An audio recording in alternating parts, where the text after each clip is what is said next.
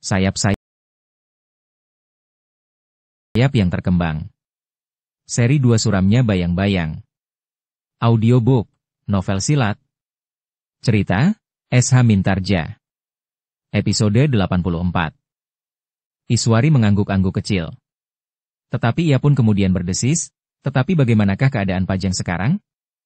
Maksudku, apakah hal itu mempengaruhi kehidupan sehari-hari? Tidak, jawab Ki Lurah, kehidupan sehari-hari berjalan seperti biasanya. Tidak ada pengaruh yang langsung atas kehidupan itu. Syukurlah, Iswari mengangguk-angguk, jika terjadi goncangan-goncangan di ujung kepala, maka ekornya pun akan ikut terguncang pula sebagaimana saat terjadi pertentangan antara Pajang dan Jipang.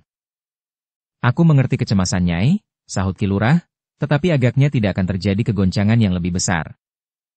Iswari berdesis perlahan, mudah-mudahan tanah perdikan ini baru mulai mapan. Anak-anak yang hilang dan kembali ke ayah bundanya, baru menyesuaikan dirinya. Demikian pula anak-anak muda tanah perdikan baru berusaha untuk melupakan pertentangan yang pernah terjadi itu. Sebagaimana Nyai ketahui, Ki Gede Pemanahan dan Kangjeng Sultan di Pajang adalah saudara seperguruan. Mereka tidak akan pernah melupakannya. Karena itu, maka keduanya tentu tidak akan berpegang pada sikap masing-masing yang mutlak, berkata Ki Lurah. Sekali lagi, mudah-mudahan putra Ki Gede Pemanahan itu pun tidak bersikap terlalu keras, desis Iswari. Ki Lurah hanya mengangguk-angguk saja. Namun memang terbayang di wajahnya kecemasannya tentang Raden Sutawijaya yang bergelar Mas Ngabehi Loring Pasar itu. Meskipun belum dikatakan kepada Iswari, namun Ki Lurah itu mengerti kekerasan sikap anak muda itu. Pada satu saat, ketika beberapa orang perwira muda berada di Paseban, menjelang hadirnya Kangjeng Sultan, bergurau dengan mengatakan bahwa alas Mentaok hanya berisi harimau dan anjing hutan, mungkin beruk atau rusa dan bahwa Mentaok tidak akan pernah menjadi ramai, apalagi menjadi sebuah negeri, maka Raden Sutawijaya dengan marah meninggalkan Paseban sambil bersumpah bahwa Raden Sutawijaya tidak akan menginjak Paseban itu lagi sebelum alas Mentaok menjadi negeri yang ramai. Sikap itu dilakukan justru sebelum ayahandanya, Ki Gede Pemanahan meninggalkan Pajang. Namun Ki Lurah tidak mengatakannya. Iswari yang melihat sesuatu terkilas di wajah Ki Lurah, bertanya, apakah ada sesuatu yang ingin Ki Lurah katakan? Tidak. Tidak ada apa-apa lagi. Itulah keadaan yang sebenarnya terjadi di Pajang. Sekali lagi, jangan mencemaskannya, sahut Ki Lurah. Iswari mengangguk-angguk. Namun ia memang menjadi sedikit tenang setelah mendengar langsung keterangan dari Ki Lurah Raksabaya yang bertugas di tanah perdikan Sembojan. Sementara itu, yang berada di perjalanan menuju ke Kademangan Engge Gebayan telah membagi diri. Sambi Wulung dan Jati Wulung menempuh jalan yang berbeda dengan Kiai Badra dan Kiai Soka.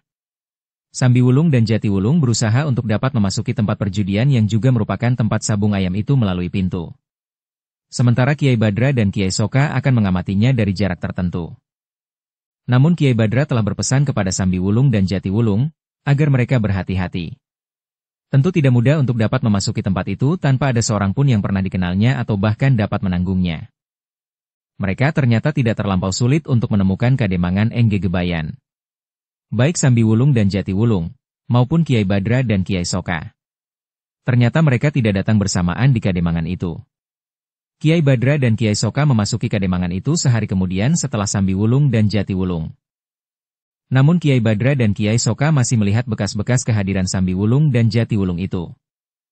Gaya Sambi Wulung dan Jati Wulung memang ngedabe-dabi, desis Kiai Soka. Kiai Badra hanya tersenyum saja. Sementara itu kedua orang tua itu telah berada di Banjar Kademangan Engge Gebayan. Dengan senang hati, penunggu Banjar itu memberi tempat kepada kedua orang tua itu untuk menginap. Dari penunggu Banjar itu Kiai Badra dan Kiai Soka mendengar cerita apa yang telah terjadi di Banjar itu sehari sebelum mereka datang. Dua orang gila kemarin mengamuk di sini, berkata penunggu Banjar itu. Kenapa? Bertanya Kiai Badra. Kami tidak tahu sebab-sebabnya, jawab penunggu Banjar itu. Namun tiba-tiba saja terjadi perselisihan antara dua orang yang menginap di sini dengan beberapa orang lainnya. Bukan dengan orang-orang Kademangan ini? Bertanya Kiai Badra. Tidak. Bukan dengan orang-orang Kademangan ini, jawab penunggu Banjar itu. Oh, bukankah dengan demikian mereka telah mengganggu ketenangan Kademangan ini? Bertanya Kiai Soka. Penunggu Banjar itu menarik nafas dalam-dalam. Namun sambil mengeluh ia berkata, hal seperti itu sudah sering terjadi di Kademangan ini. Oh, Kiai Soka menjadi heran, Kenapa sering terjadi? Orang itu termangu-mangu sejenak. Namun kemudian diamatinya kedua orang tua itu dengan wajah tegang. Lalu katanya dengan nada bimbang, jangan-jangan aku juga berhadapan dengan orang-orang serupa dengan orang-orang gila itu? Ah, kami adalah orang-orang tua, desis Kiai Badra. Yang mengamuk juga orang-orang tua, meskipun belum setua Kisanak berdua, jawab penunggu Banjar itu. Kiai Badra menarik nafas dalam-dalam. Katanya, kami datang dalam keadaan kami seperti ini. Apakah yang dapat kami lakukan? Bukan maksud kami ingin tahu segala-galanya. Tetapi justru karena kami berada di tempat ini. Penjaga itu masih nampak ragu-ragu. Namun di matanya, kedua orang itu orang-orang yang sudah terlalu tua. Karena itu, maka penjaga itu tidak menaruh curiga kepada keduanya, bahwa keduanya akan membuat persoalan di Kademangan itu. Apalagi sekedar mendengarkan cerita tentang peristiwa-peristiwa yang pernah terjadi di Kademangan itu. Sejenak penunggu Banjar itu masih ragu-ragu. Namun kemudian katanya, Kisanak. Kademangan ini merupakan pintu gerbang yang menuju ke lingkungan yang mengerikan di lambung Gunung Kukusan ini. Oh, tentang apa? Bertanya Kiai Soka.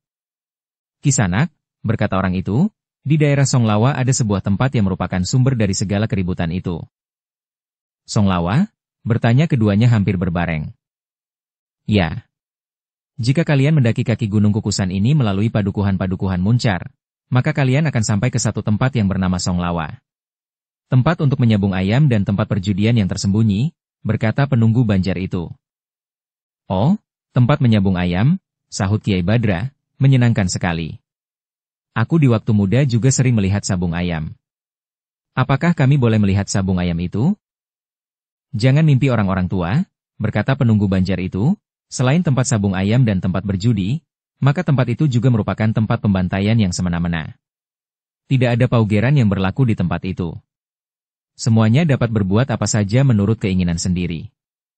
Yang kuat akan dapat menentukan kemauannya apa saja. Yang lemah harus licik agar tetap dapat hidup di tempat itu. Mereka harus mampu mengambil hati agar mendapat perlindungan, atau mengupah orang-orang untuk menjaga keselamatannya. Oh, sangat mengerikan, desis Kiai Soka, apakah tempat seperti itu dibiarkan saja oleh Ki Demang di NG Gebayan ini? Apa yang dapat kami lakukan? Desis penunggu Banjar itu. Di Kademangan ini tidak ada orang yang cukup kuat untuk mengatasinya. Apalagi daerah Songlawa itu tidak berada di kukuban Kademangan NG Gebayan. Namun akibat dari tempat sabung ayam dan perjudian itu sangat tidak menyenangkan bagi kami di sini. Apa yang Kisanak katakan sering terjadi itu? Bertanya Kiai Badra. Orang-orang yang akan pergi ke Songlawa biasanya melalui Kademangan ini. Jika beberapa kelompok di antara mereka bertemu di sini dan mereka berniat bermalam di Banjar ini, maka kadang-kadang mereka sudah berselisih sebelum mereka sampai ke tempat perjudian itu. Mereka sudah berkelahi di sini dan kadang-kadang benar-benar membuat orang-orang NG Gebayan ini menjadi gila. Orang-orang yang memuakan, desis Kiai Soka. Jangan berkata begitu di hadapan orang lain yang belum kau kenal. Jika kebetulan kau bertemu dengan orang seperti yang kemarin datang kemari, maka kau akan mengalami nasib yang buruk. Siapa? Beranya Kiai Badra. Tidak ada orang yang tahu. Tetapi perselisihan itu tiba-tiba terjadi di Banjar ini, berkata penunggu Banjar itu. Lalu, tetapi sungguh luar biasa. Dua orang yang nampaknya kakak beradik. Apakah saudara kandung atau sekedar saudara seperguruan? Mereka bertempur melawan lebih dari 5 orang.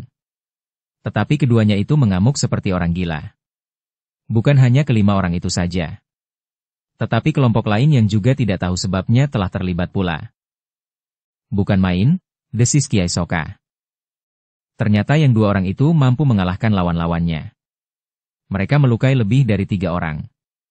Seorang terbunuh dan yang lain melarikan diri, berkata penunggu Banjar itu. Lalu ia pun bercerita lebih lanjut, Kisanak. Di sini mereka mulai bertempur. Memang tidak tahu sebabnya. Tetapi 2 orang itu telah menebar. Yang seorang berada di sudut halaman yang sebelah sana, yang lain di sebelah ini. Kiai Badra dan Kiai Soka pun kemudian mengangguk-angguk dengan penuh perhatian. Sementara itu, penunggu Banjar itu pun telah bercerita dengan penuh minat pula. Katanya, aku belum pernah melihat orang segarang mereka berdua. Apa yang dilakukan? Bertanya Kiai Soka. Penunggu Banjar itu pun telah menceritakan apa yang dilihatnya di Banjar itu. Dua orang yang disebutnya kakak beradik itu tiba-tiba saja telah memencar. Beberapa orang lain telah membagi diri. Sehingga setiap orang dari kedua kakak beradik itu harus melawan masing-masing 3 orang. Tetapi yang 3 orang itu tidak mampu menundukkan kedua orang yang disebut kakak beradik itu. Meskipun orang-orang yang mengeroyoknya itu juga bukan orang kebanyakan, namun agaknya mereka tidak memiliki ilmu yang setingkat dengan kedua orang kakak beradik itu. Dengan pedang di tangan keduanya benar-benar mengerikan, berkata penunggu Banjar itu lebih lanjut. Lalu katanya pula, ketika seorang terbunuh dan yang lain luka-luka, maka orang-orang itu mulai bergeser menjauh. Mereka berusaha untuk berlindung di Banjar, sementara ada sekelompok orang lain di Banjar ini. Kedua orang itu tiba-tiba telah mengamuk. Semua orang mereka lawan dengan garangnya. Orang-orang yang semula tidak terlibat itu pun terpaksa melibatkan dirinya pula. Sehingga dengan demikian hiruk-pikuk telah terjadi. Memang mengerikan, desis Kiai Soka, tetapi apakah yang terbunuh itu orang yang akan pergi ke Songlawa? Ya. Mereka adalah penjudi-penjudi yang memang sudah kami kenal. Hanya 2 orang itu sajalah yang agaknya belum pernah melalui jalur ini, berkata penunggu Banjar itu. Namun menurut ciri-ciri yang diceritakannya, Kiai Badra dan Kiai Soka yakin bahwa keduanya adalah Sambi Wulung dan Jati Wulung yang agaknya dengan cepat mendahului kedua orang tua itu mencapai Kademangan Enggegebayan sehari sebelum keduanya sampai. Tetapi penunggu Banjar itu tidak bercerita lebih panjang. Ia hanya mengatakan bahwa orang-orang di sekitar Banjar itu terpaksa mengubur orang yang terbunuh kemarin. Namun penunggu Banjar itu memang orang yang baik. Kiai Badra dan Kiai Soka telah diajaknya untuk pergi ke belakang Banjar. Di dapur mereka diberi makan dan minum secukupnya. Tidak semua orang yang menginap aku suguhi makan dan minum, berkata penunggu Banjar itu. Apalagi jika mereka datang berkelompok. Aku dapat menjadi miskin jika aku harus menyediakan makan bagi setiap orang. Kecuali mereka yang memang memesan kepadaku untuk menyediakan makan dan minum dengan memberikan imbalan secukupnya. Ada juga yang berbuat demikian, bertanya Kiai Badra. Ya, jawab penunggu Banjar itu, biasanya mereka tidak terlalu hemat dengan uang. Apalagi jika mereka yang turun dari Songlawa dan membawa kemenangan. Biasanya mereka memberikan uang tanpa menghitung dan memesan jenis makanan yang mahal-mahal. Apakah itu merupakan satu keuntungan atau hanya menambah beban kerja saja bagi Kisanak? Bertanya Kiai Soka sambil tersenyum. Ah kau, desis penunggu Banjar itu, agaknya karena itu aku tetap di sini. Jika tidak ada penghasilan khusus seperti itu, aku tidak akan berada di sini. Hampir setiap pekan sekali tentu terjadi perselisihan di sini. Aku dapat membayangkan apa yang terjadi di Muncar bahkan di Songlawa sendiri. Tetapi apakah Kademangan ini satu-satunya jalan menuju ke Songlawa? Bertanya Kiai Badra. Tidak, jawab orang itu, sebagian lagi tidak melewati Kademangan ini. Ada yang mengambil jalan pintas meskipun agak sulit. Tetapi sebagian dari mereka lebih senang berjalan lewat Kademangan ini. Mereka yang ingin beristirahat di sini, dapat mempergunakan Banjar ini. Meskipun sebenarnya Banjar ini tidak disediakan bagi mereka. Mula-mula kami memang berkeberatan. Tetapi beberapa orang telah memaksa, sementara kami tidak dapat berbuat apa-apa. Ki Jagabaya pernah dipukuli oleh sekelompok penjudi karena Ki Jagabaya berusaha mengusir mereka dari Banjar ini. Sejak itu, maka Banjar ini terbuka bagi mereka. Meskipun agak terpaksa. Kiai Badra dan Kiai Soka mengangguk-angguk. Namun mereka telah mendapat sedikit gambaran tentang tempat sabung ayam dan tempat perjudian yang ternyata mempunyai nama tersendiri, Songlawa. Namun yang agaknya memberikan kesan tentang kehidupan di tempat terpencil itu. Ketika Kiai Badra dan Kiai Soka telah selesai makan, maka mereka dipersilahkan untuk pergi ke serambi samping Banjar Kademangan itu. Namun ketika keduanya keluar dari dapur, maka mereka terkejut karena hadirnya beberapa orang berkuda di halaman. 4 orang, berkata Kiai Badra. Sebelum Kiai Soka sempat menjawab, maka tiba-tiba seorang di antara para penunggang kuda itu meloncat turun sambil memanggil, "Hi, kau kemarilah." Kiai Badra dan Kiai Soka saling berpandangan sejenak. Namun justru karena keduanya tidak segera mendekat, orang itu berteriak lebih keras, "Hi, kemari kau." Namun untunglah bahwa suara itu didengar oleh penunggu Banjar itu. Karena itu, maka ia pun telah keluar dari dapur. "Biarlah aku yang mendekat," berkata penunggu Banjar itu. Ternyata bahwa orang itu tidak berteriak lagi setelah seseorang mendekatinya. Penunggu Banjar yang sudah terlalu sering berhubungan dengan bermacam-macam watak orang, sama sekali tidak merasa canggung berhadapan dengan orang-orang berkuda itu. Bahkan ketika ia melihat salah seorang yang masih duduk di punggung kuda, Ia pun menyapanya dengan akrab, "Kau Kiai." Orang itu pun tertawa. Katanya, "Aku datang lagi untuk menebus kekalahanku." "Maksud kedatangan Kisana semuanya?" bertanya penunggu Banjar itu. "Kami ingin beristirahat di sini sebelum besok kami akan naik. Kami akan meninggalkan kuda-kuda kami di sini. Kuda sebaik kudaku akan dapat menimbulkan persoalan di Songlawa," berkata orang yang sudah meloncat turun dari kudanya itu. Penunggu Banjar itu mengerutkan keningnya. Katanya, "Tetapi tidak ada orang yang dapat mengamati kuda-kuda itu di sini. Apalagi jika ada orang yang nampaknya tertarik kepada kuda-kuda itu. Mereka akan dengan serta-merta mengambilnya tanpa dapat aku cegah." "Kau takut?" bertanya orang itu. Penunggu Banjar itu termangu-mangu sejenak. Namun ia pun kemudian tertawa sambil menjawab, "Tentu. Aku tidak mempunyai bekal apapun untuk melakukannya."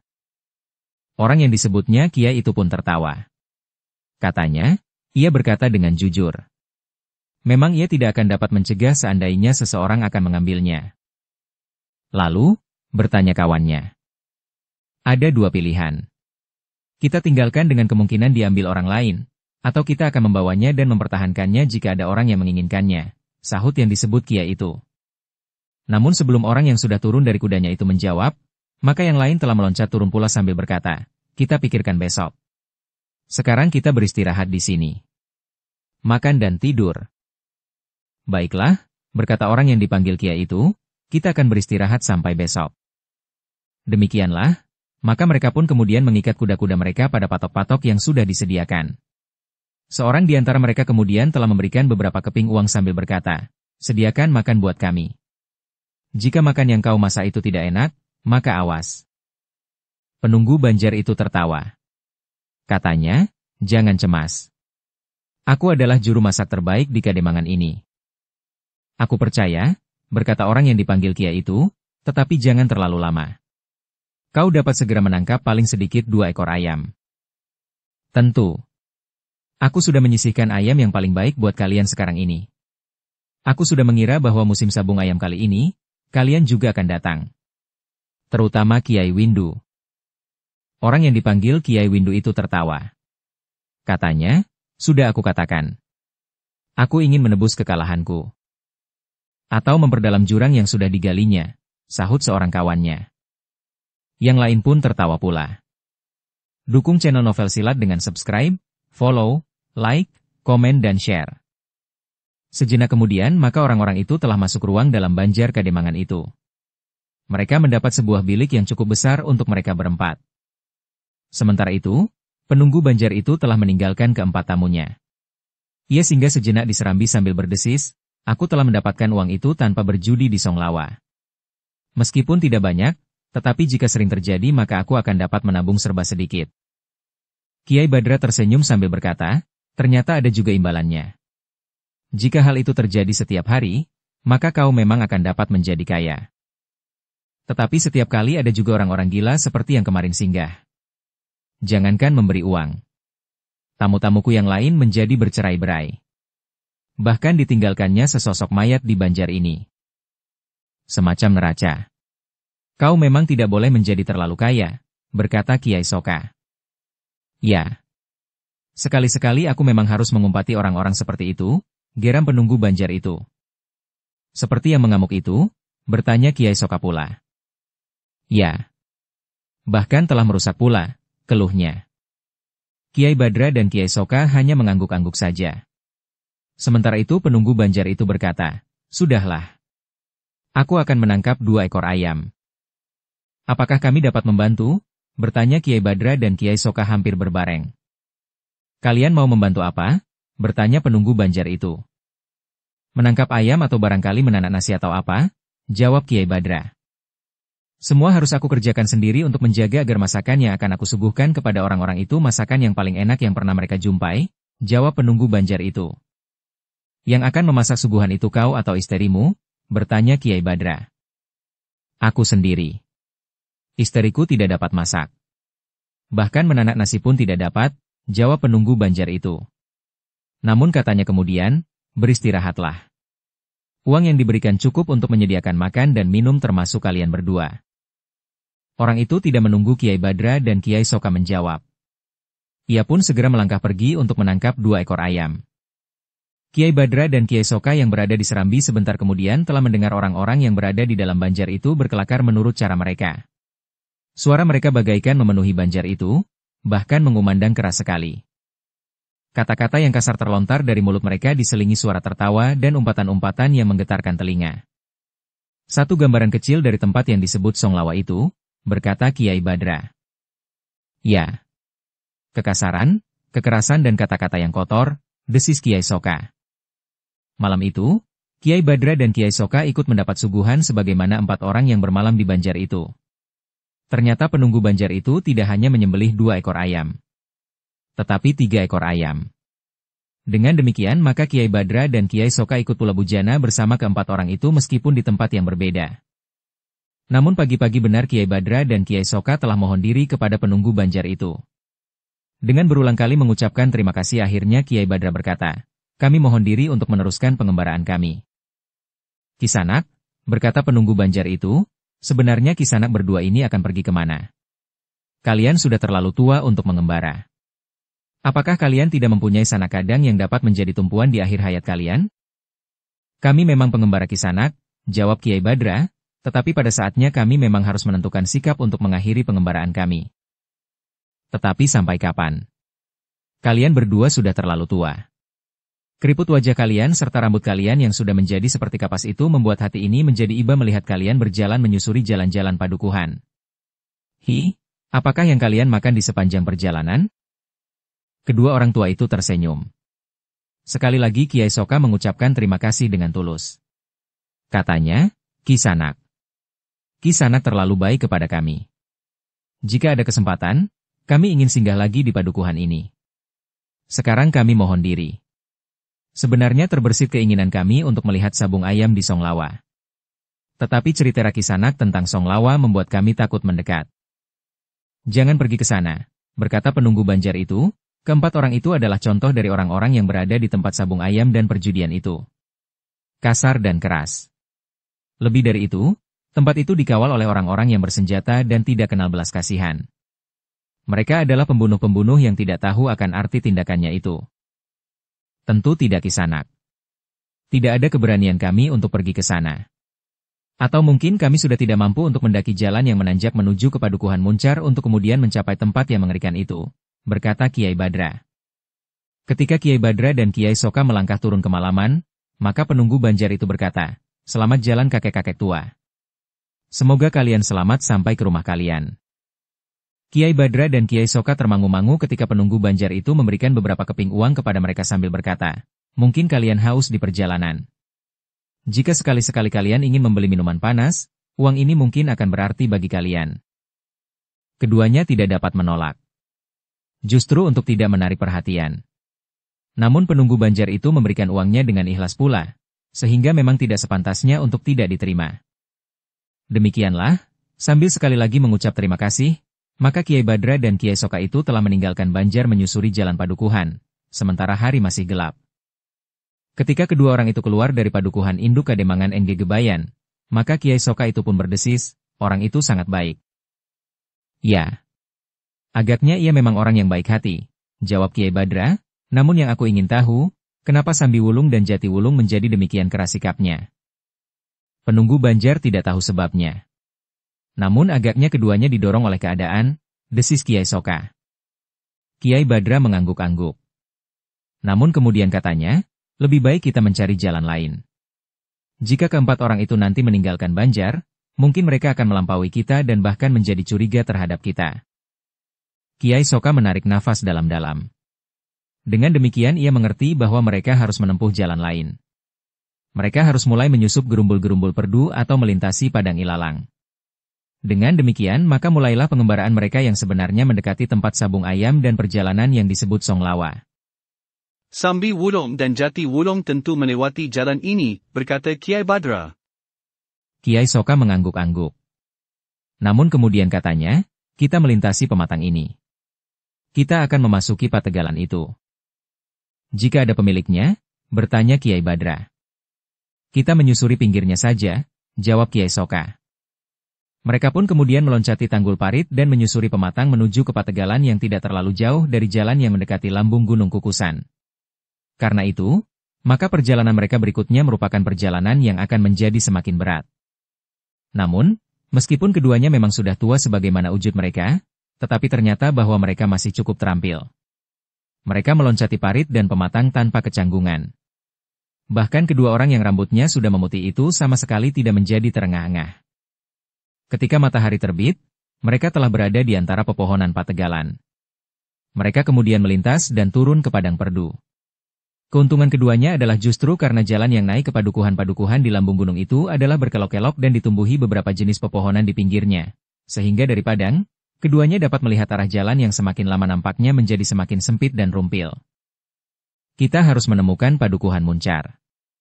Menurut kedua orang yang sedang diburu itu, jalan menuju ke tempat sabung ayam itu melewati sebuah belumbang alam yang berair sangat bening. Kita harus menemukan padukuhan Muncar itu lebih dahulu, berkata Kiai Badra.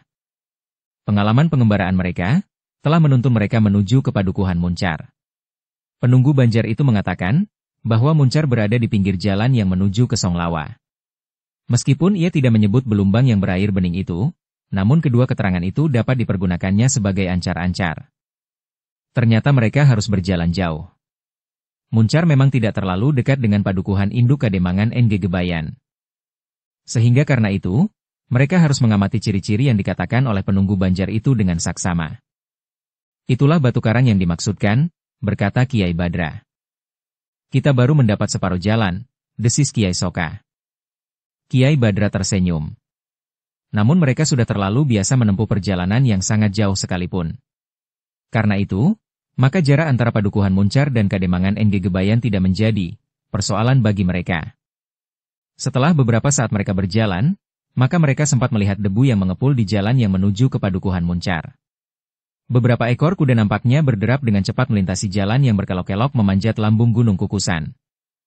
Kiai Badra dan Kiai Soka yang sudah menjadi agak jauh dari jalan yang semula mereka lalui, sempat berlindung di balik pohon-pohon perdu.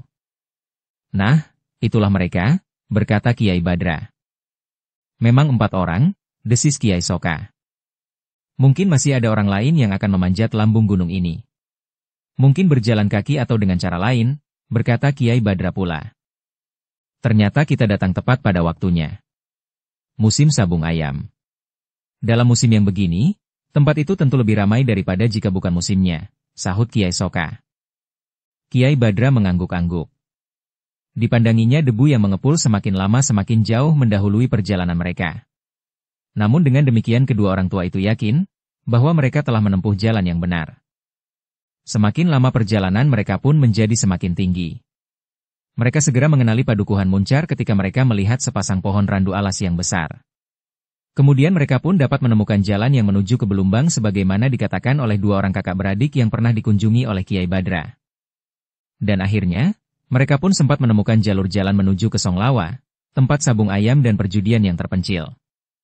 Kedua orang itu pun menjadi semakin berhati-hati.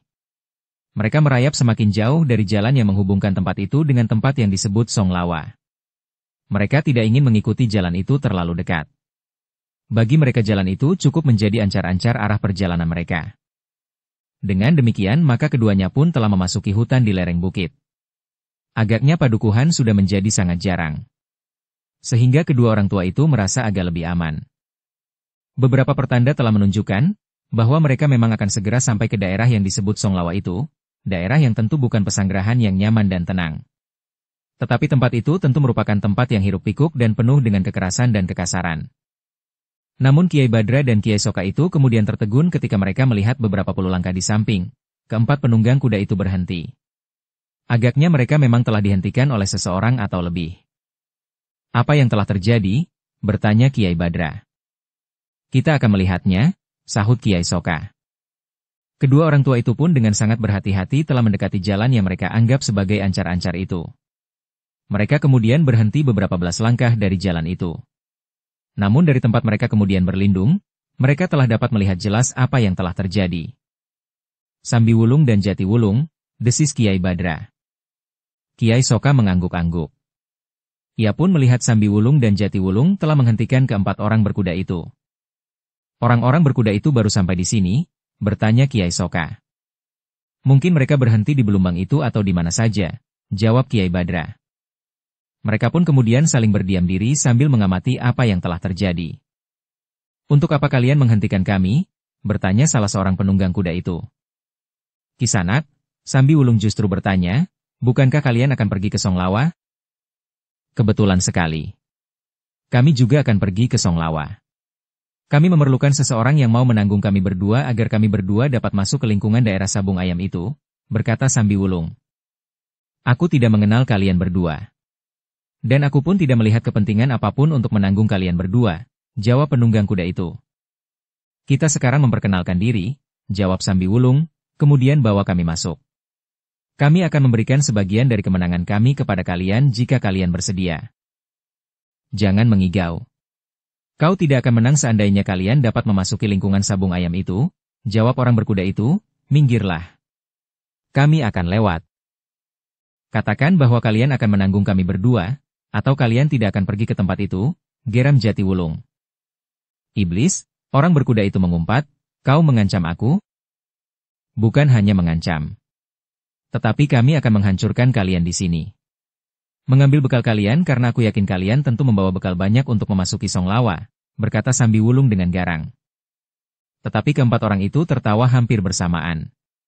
Seorang di antara mereka memegangi perutnya sambil berkata di antara derai tertawanya itu, apakah kau sudah gila hi?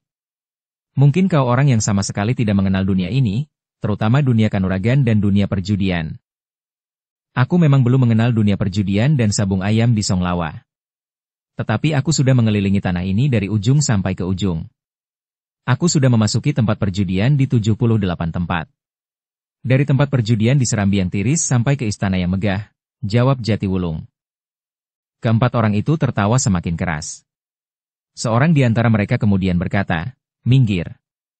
Atau aku tenteng kepalamu memasuki Songlawa. Tidak ada orang yang akan mempersoalkan di mana aku mendapatkan kepalamu itu. Tubuhmu yang tertinggal di mana aku mendapatkan kepalamu itu. Tubuhmu yang tertinggal di sini akan menjadi makanan anjing-anjing liar dari hutan-hutan di lereng Gunung Kukusan ini. Sambi Wulung tiba-tiba membentak dengan kasar, cepat. Katakan bahwa kalian akan menanggung aku memasuki tempat perjudian itu. Aku tidak mau menunggu terlalu lama. Aku tidak mempunyai waktu untuk bergurau di sini. Mungkin di tempat perjudian aku akan dapat bergurau lebih baik. Jadi kalian berdua benar-benar sudah gila? Baiklah. Kami benar-benar akan memenggal leher kalian dan membawa kepala kalian memasuki Songlawa, jawab seorang di antara orang-orang berkuda itu. Dalam pada itu, seorang di antara mereka pun telah meloncat turun dari kudanya dan mengikat kudanya itu pada sebatang pohon di pinggir jalan. Dengan nada berat ia pun berkata, bersiaplah untuk mati. Ketiga orang kawannya pun telah berloncatan turun pula. Termasuk orang yang disebut Kiai Windu. Sambi Wulung dan Jati Wulung tiba-tiba sudah memencar. Mereka telah bersiap untuk menyerang. Cepat ikat kudamu dan bersiap, agar kalian tidak menyebut kami curang, geram Jati Wulung. Orang-orang berkuda itu pun segera mengikat kuda mereka. Dalam pada itu Kiai Windu pun berkata, agaknya mereka benar-benar ingin terbunuh di sini. Menjelang pintu gerbang yang menuju ke satu tempat yang diimpikannya. Mereka lebih baik mati daripada tidak dapat memasuki Songlawa. Jangan banyak bicara, bentak Jati Wulung, aku tidak mempunyai banyak waktu. Keempat orang berkuda itu pun segera mempersiapkan diri, sementara Sambi Wulung dan Jati Wulung telah mulai bergerak untuk menyerang. Keempat orang itu memang terkejut melihat sikap Sambi Wulung dan Jati Wulung yang garang itu. Sebelum mereka berbuat sesuatu mereka sudah harus berloncatan menghindari serangan kedua orang yang garang itu. Namun Sambi Wulung dan Jati Wulung tidak berhenti pada serangan yang pertama. Mereka pun segera memburu lawan-lawan mereka yang berloncatan menghindar itu. Justru semakin cepat dan semakin kuat.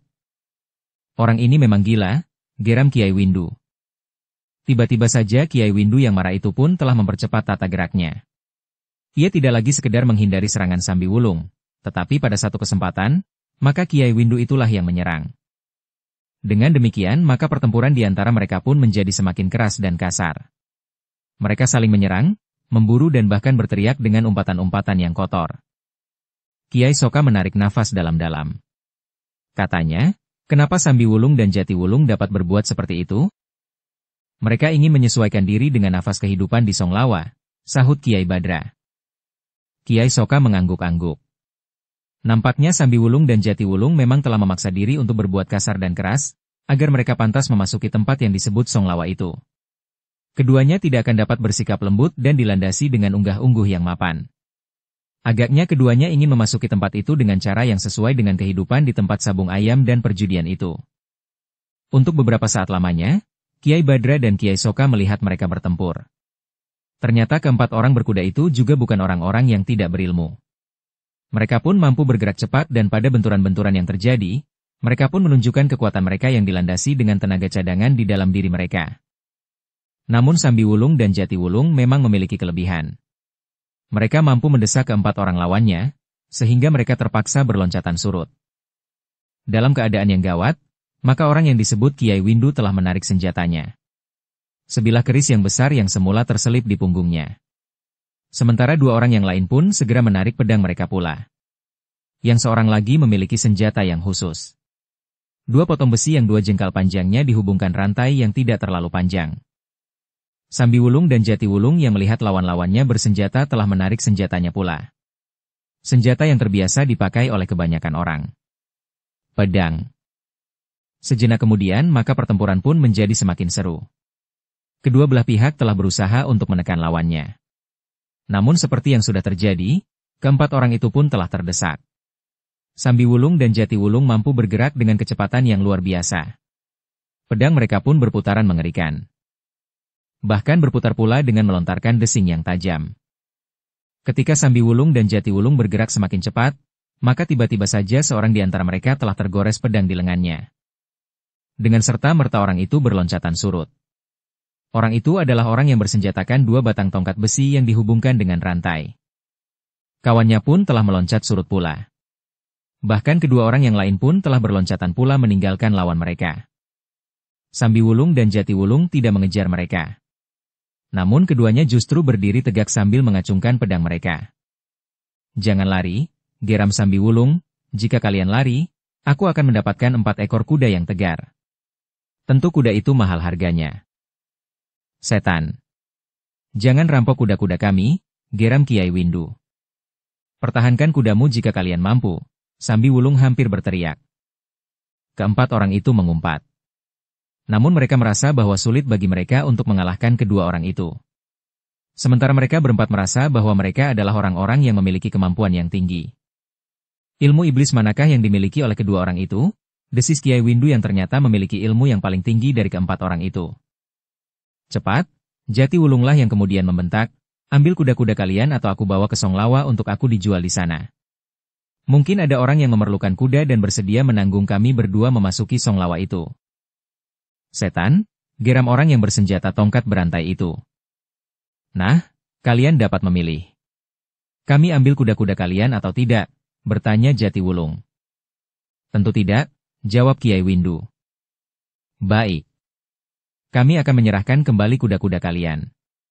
Tetapi dengan syarat, bahwa kami masuk ke Songlawa, geram Jati Wulung. Kiai Windu tidak segera menjawab. Sekilas dipandanginya kawan-kawannya. Sementara itu salah seorang di antara mereka yang membawa pedang berkata, kau kira jika kau sudah masuk ke Songlawa tidak akan menemui kesulitan? Kami akan mengatasi kesulitan itu, berkata Sambi Wulung. Keempat orang itu termangu-mangu. Tetapi mereka memang tidak mempunyai pilihan lain. Mereka tidak akan dapat mengalahkan kedua orang itu. Bukan saja mereka tidak ingin kehilangan kudanya, tetapi mereka juga tidak mau kehilangan nyawanya. Beberapa saat keempat orang itu masih ragu-ragu. Sementara Jati Wulung membentak semakin keras, jawab, atau aku harus mengambil langkah sendiri, membawa kuda-kuda kalian ke Songlawa. Kiai Windulah yang kemudian menjawab. Katanya, baiklah. Kami akan menanggung kalian memasuki Songlawa itu. Tetapi apa yang terjadi kemudian bukan tanggung jawab kami. Jika kami dapat memasuki Songlawa, maka kami akan bertanggung jawab atas diri kami sendiri, berkata Sambi Wulung. Lalu, bahkan jika kami menang seperti yang biasa kami alami, maka kami akan memberikan bagian kepada kalian berempat, sepadan dengan jumlah kemenangan kami. Kiai Windu itu mengangguk-angguk. Katanya, baiklah. Marilah. Ikuti kami. Kita akan berjalan kaki, berkata Sambi Wulung, tidak seorang pun di antara kita yang akan naik kuda. Kalian harus menuntun kuda-kuda kalian. Keempat orang itu tidak dapat menolak. Karena itu Kiai Windu itu pun berkata, kau akan menyesal setelah kau berada di dalam lingkungan sabung ayam itu. Kalian tidak perlu berkhianat, berkata Sambi Wulung, jika hal itu terjadi dengan sendirinya, kami akan mengatasinya. Tetapi jika hal itu terjadi karena pengkhianatan kalian, maka kalian berempat akan mati. Setidak-tidaknya kalian berempat tidak dapat mengalahkan kami, jawab Jatiwulung. Orang itu pun tidak menjawab lagi. Sementara itu, keempat orang itu pun telah melangkah mendekati kudanya. Marilah, berkata Kiai Windu. Sesaat kemudian mereka berenam pun telah melanjutkan perjalanan. Ternyata jarak ke Songlawa sudah tidak terlalu jauh lagi. Beberapa saat kemudian, Kiai Badra dan Kiai Soka yang meneruskan perjalanan mereka, segera melihat ciri-ciri dari satu lingkungan terpisah dari dunia lain dengan kebiasaan tersendiri. Songlawa.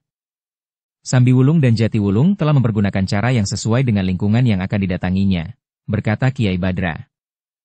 Ya. Sampai di sini agaknya ia berhasil, sahut Kiai Soka, mudah-mudahan ia tidak mengalami kesulitan. Tidak mengalami kesulitan dan tidak dikenali oleh orang-orang yang mengawal laki-laki remaja yang bernama Pugu itu, sahut Kiai Badra. Kiai Soka mengangguk-angguk.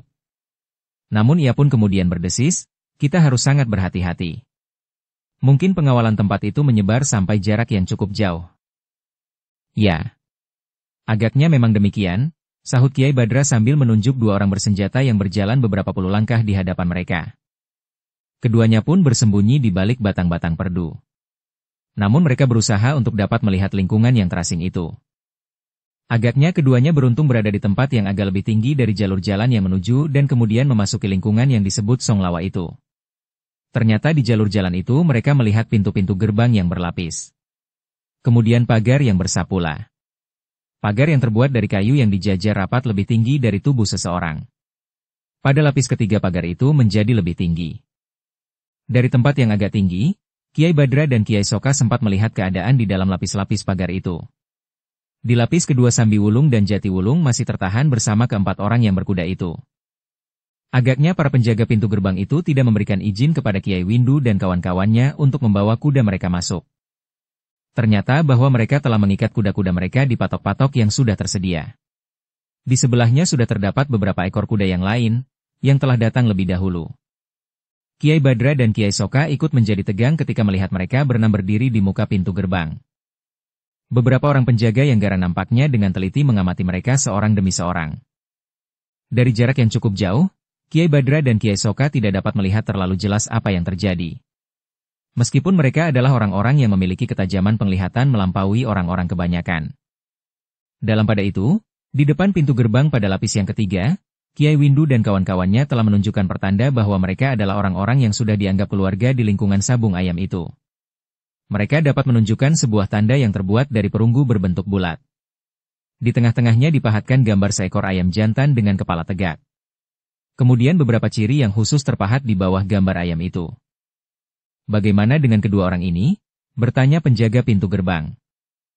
Kiai Windu termangu-mangu sejenak. Sementara itu Sambi Wulung dan Jatiwulung menjadi tegang. Mereka berdiri dekat di belakang keempat orang berkuda yang akan menanggung mereka memasuki tempat yang mendebarkan itu. Namun Kiai Windu pun kemudian berkata, mereka adalah orang-orang baru. Kami berempat menanggung mereka selama mereka berada di tempat ini. Apa jaminannya? Bertanya penjaga yang garang itu. Kami berempat, jawab Kiai Windu. Bersambung ke episode 85. Dukung kami dengan subscribe, follow, like, komen dan share. Terima kasih.